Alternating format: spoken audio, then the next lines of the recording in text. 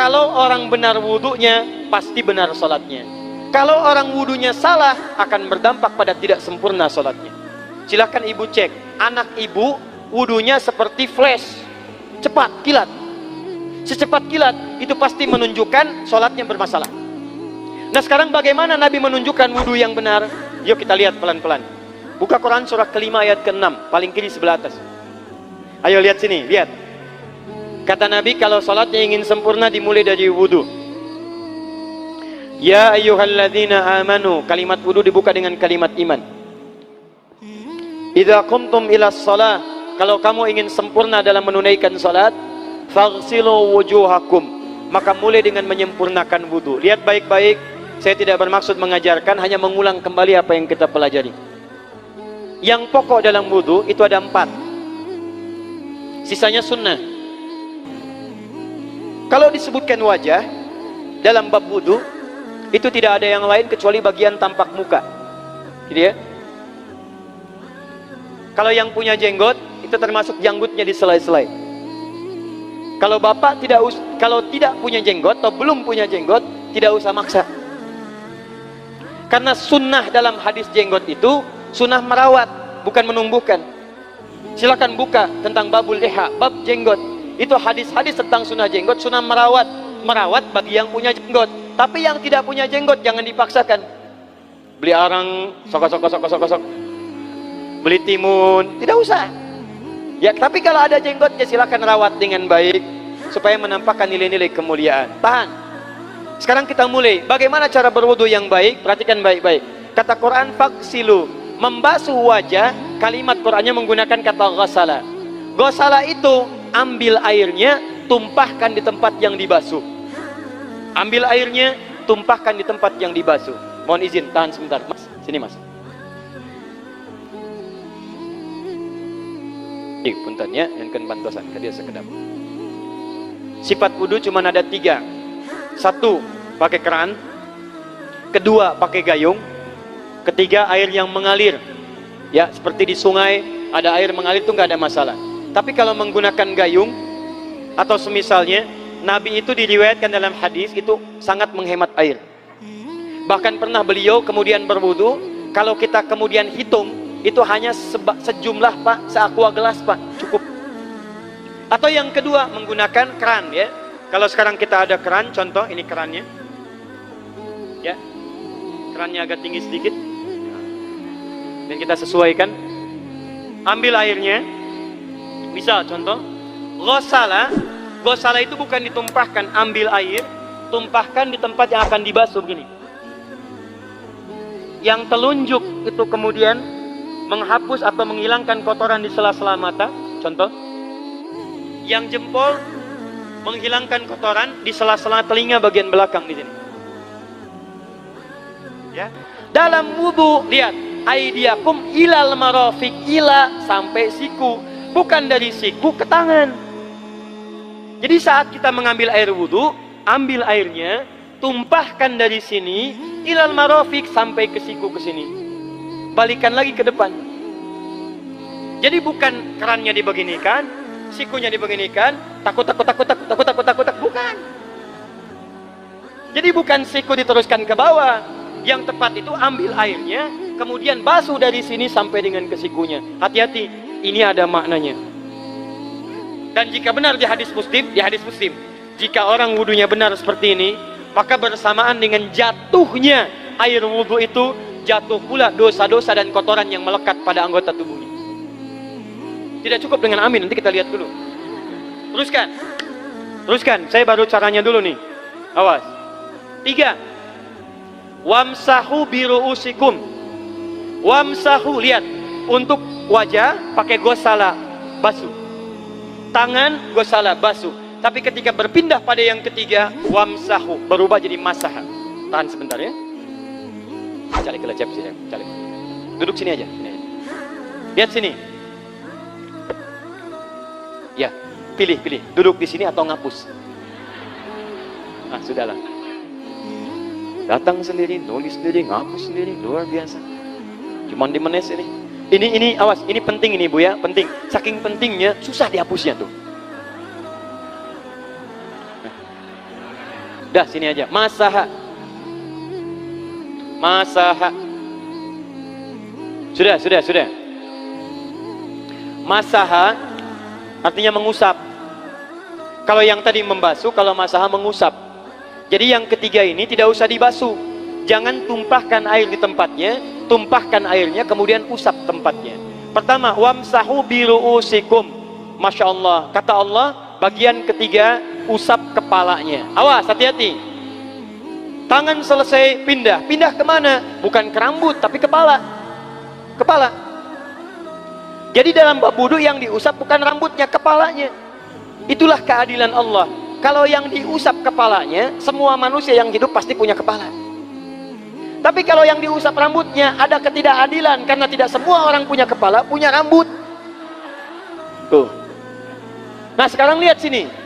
Ketika kita diminta mengusap kepala, bahasanya masaha. Masaha itu begini. Ini saya punten. Bismillah. Ini ya. Ambil airnya, tumpahkan, baru kemudian diusapkan ke kepalanya. Paham ya? Paham?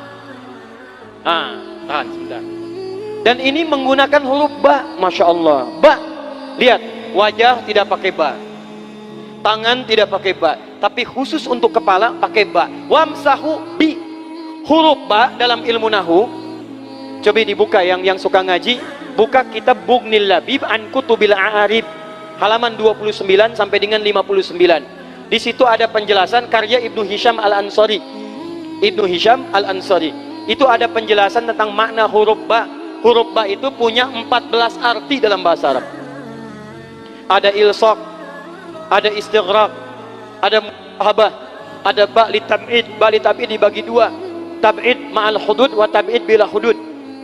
Nah, yang ba ini, ba, kenapa pakai ba? Kata para ulama, dari huruf ba yang 14 ini ada 3 makna yang diterapkan dalam ayat wudu.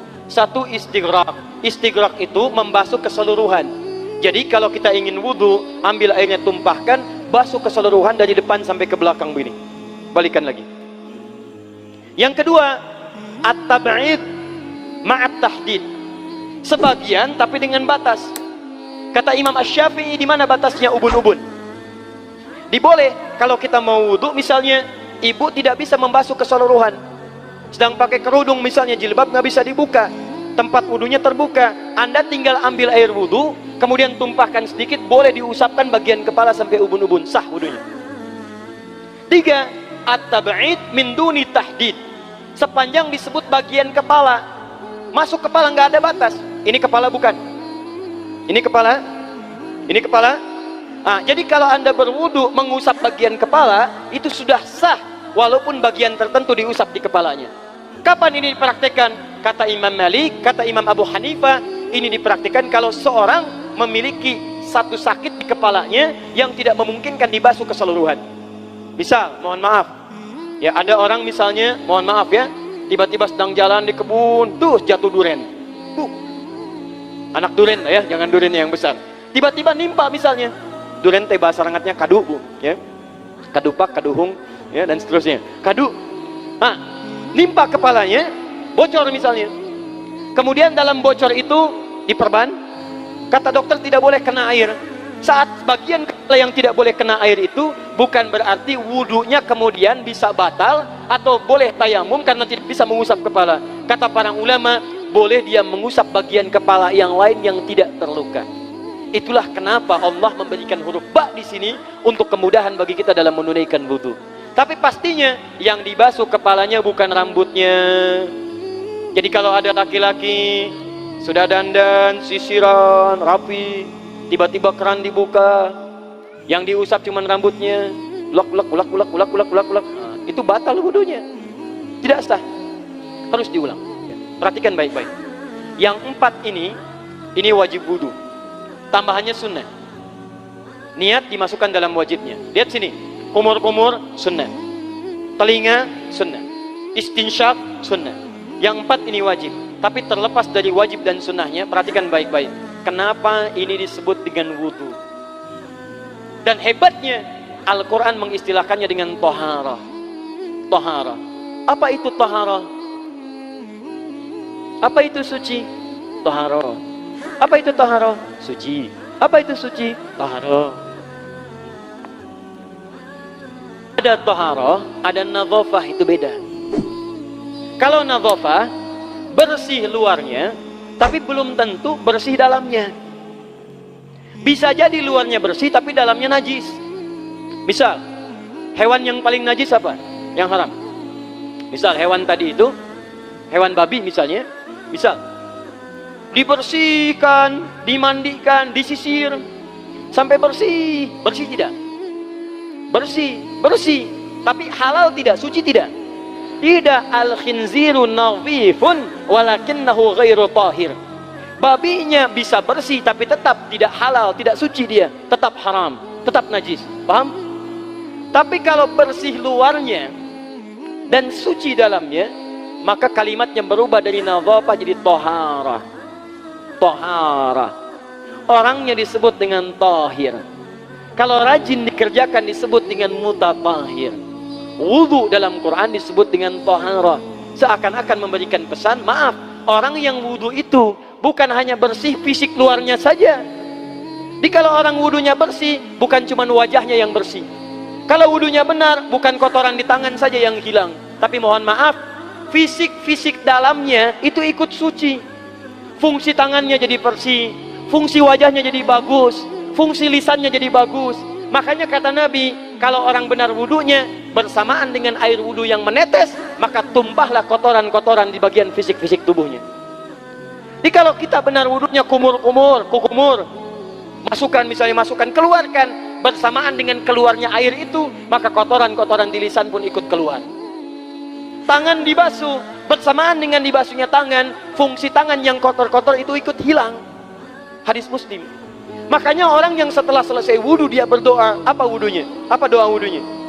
Asyhadu an la ilaha wa asyhadu anna Muhammadan Allahumma minat waj'alni minal, lihat sini, minal mutatahhirin, minat tawabin. Lihat. Bapak Ibu kan baru wudu, tapi kenapa doanya selesai tobat? Allahumma ja'alni minat tawabin. Ya Allah, jadikan saya termasuk orang tobat.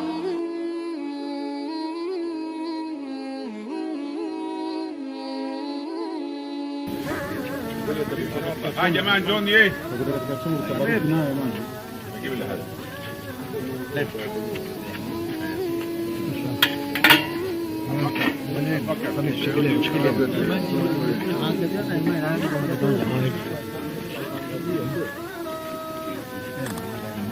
صلوا على الحبيب محمد اللهم صل وسلم عليه.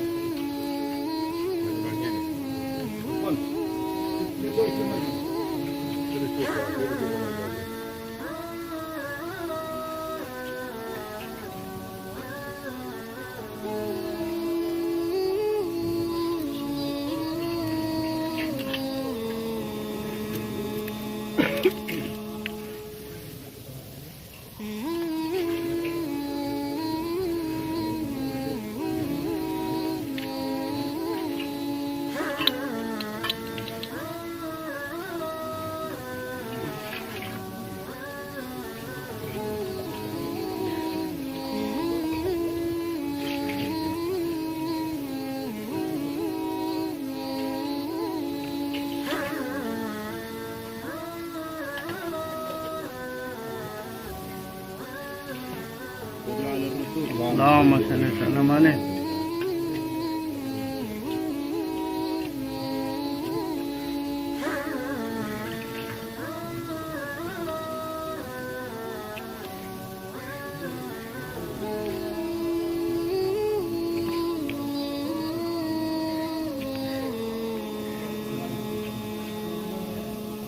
صلوا على الحبيب. اللهم صل وسلم عليه.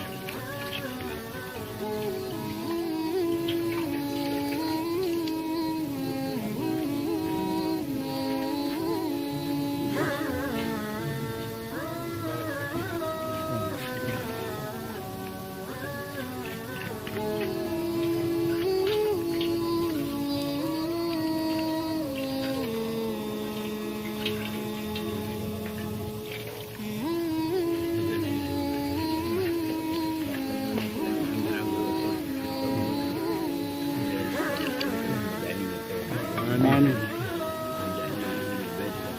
آمين.